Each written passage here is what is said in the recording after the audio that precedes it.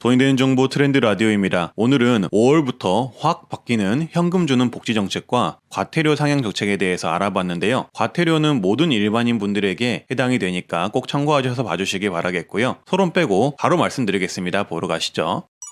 먼저 한시생계비 지원을 합니다. 4차 재난지원금의 일환으로 저소득 가구에 대해 한시생계비 지원을 해주고 있는데요. 50만 원을 지급을 하며 온라인 접수로 5월 10일부터 복지로 사이트에서 신청이 가능합니다. 현장 접수는 5월 17일 주민센터에서 가능하시다고 하니 참고를 해주시고요. 중위소득 75% 이하를 대상으로 재산은 대도시 6억 원, 중소도시 3.5억 원, 농어촌 3억 원 이하인 경우에 해당이 됩니다. 금융재산과 부채는 적용하지 않는다고 하고요. 따라서 해당이 되신다면 꼭 한번 신청을 해보시길 바라겠습니다. 5월 10일이에요. 그리고 두 번째는 전동 킥보드 규제도로 교통법이 시행이 됩니다. 이거는 전동 킥보드뿐만이 아니라 전기 자전거, 전동 이륜 평행차도 포함이고요. 이런 전동 이동기기들을 모두 말합니다. 그래서 이런 전동기기를 타고 보도주행하다가 인명피해가 발생을 하면 12대 중과실로 해당이 되어 보험 및 합의 여부 상관없이 형사처벌 대상이 된다고 합니다. 또한 원동기 면허를 보유하고 있어야 하며 무면허, 2명 이상 탑승, 안전모 미착용, 동화장치 미작동, 과로약물 운전, 음주운전 시 20만원 이하 범칙금이 부과가 되며 신호위반, 중앙선 침범, 보도주행, 보행자 보호위반, 지정차로 위반의 경우도 현행 3만원이나 앞으로 훨씬 인상될 가능성이 높습니다. 그리고 만 13세 이하의 어린이가 전동 킥보드를 운행할 경우 보호자가 대신 처벌을 받을 수가 있습니다. 따라서 전동 킥보드 운행하실 때 고도로 주행하면서 사람하고 부딪히면 과실 100%의 형사처벌도 받으실 수가 있다는 거 참고를 해주시고요. 그 외에 다른 사항도 어길 시에는 과태료를 내실 수도 있으니 유의하시길 바라겠습니다. 세 번째는 고효율 가전제품 구매비용 환급 정책이 시행이 되었습니다. 4월 23일부터 시작이 되었고요. 작년에 실시했던 알뜰 가전 구매비용 환급과 같다고 보시면 되는데요. 이번에 다른 점은 안타깝게도 일반인이 제외가 되고 한전 복지 할인 제도를 이용하시는 분들만 가능하다고 합니다. 그래서 고효율 가전 구매 시 구매 금액의 10% 최대 30만원 환급이 가능하다고 하니 참고를 해주시고요. 한전 복지 할인 같은 경우는 어려운 가정도 지원을 하지만 장애인, 출산가정, 다자녀 가구 가정, 대가족 가구 또한 해당이 되며 전기요금을 최대 30%를 할인해 준다고 하니까 모르시는 분들은 복지 할인도 받아보시고 그리고 가전제품 구매 환급도 같이 받아보시길 바라겠습니다. 자세한 내용은 제 영상을 한번 확인해 보시면 되고요. 그리고 네 번째는 한부모 가족 지원을 확대를 합니다. 아동 양육비를 상향 지급한다는 내용인데요. 한부모 가족 지원법상 만 18세 미만 자녀를 둔 생계급여를 받는 저소득 한부모 가족에게 자녀 1인당 10만원씩 아동 양육비를 지급을 합니다. 그리고 만 25세에서 34세 이하 청년 한부모에게는 추가 아동 양육비를 지급을 하는데요. 만 5세 이하 자녀 1인당 월 10만원, 만 6세 이상, 만 18세 미만 자녀 1인당 월 5만원 추가 지원을 합니다. 지금 이 제도는 지금 바로 신청이 가능하시고 읍면동 사무소에서 아니면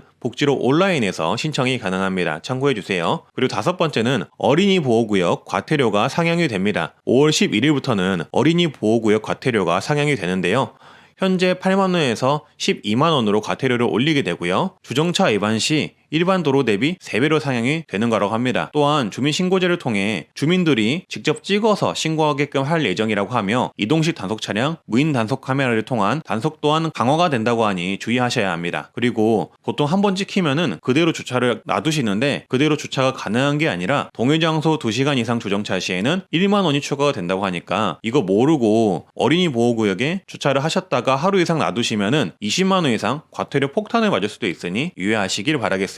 그리고 어린이 보호구역 과태료는 이게 끝이 아닙니다. 신호위반 과태료는 오토바이 9만원, 자전거 6만원, 승용차 13만원, 승합차 14만원이며 속도 위반 과태료는 최소 7만원에서 최대 16만원을 물게 됩니다. 이 점 또한 참고를 해주시고요. 여섯 번째는 5월달은 근로장려금을 지급을 합니다. 정기신청과 반기신청이 있는데 이번에는 정기신청이 가능한 날짜이고요. 부부가구 기준 최대 300만원까지 받을 수가 있습니다. 보통 이 근로장려금 혜택의 대상자이시라면은 문자나 우편물 등을 통해 근로장려금을 신청하라고 공지를 받으셨을 거고요. 공지를 못 받으셨는데 만약에 소득이 낮으시다면 국세청 홈택스를 통해 신청이 가능하다고 합니다. 근로장려금의 자세한 내용은 제가 영상으로 남겨놓았으니 한번 확인을 해주시고요. 일곱 번째는 자녀장려금 또한 근로장려금을 신청을 하면은 자동으로 지급을 해주는데요. 자녀 1인당 50에서 70만원을 지급하기 때문에 자녀가 많으실수록 많이 받으실 수가 있습니다. 이 자녀장려금 또한 근로 근로장려금 내용과 같이 있으니까 영상을 확인해 주시면 되겠습니다. 네, 그리고 8번째는 보조금 이사 정책이 시작이 됩니다. 기존에는 정책을 알려면 정책 유튜버나 블로그 또는 지인 등을 통해서 본인이 받을 수 있는 정책이 무엇인지 일일이 따져가면서 알아봤는데요. 이제는 한눈에 본인이 받을 수 있는 정책이 무엇인지 알려주는 사이트가 생겼습니다. 그게 바로 보조금 이사 사이트고요.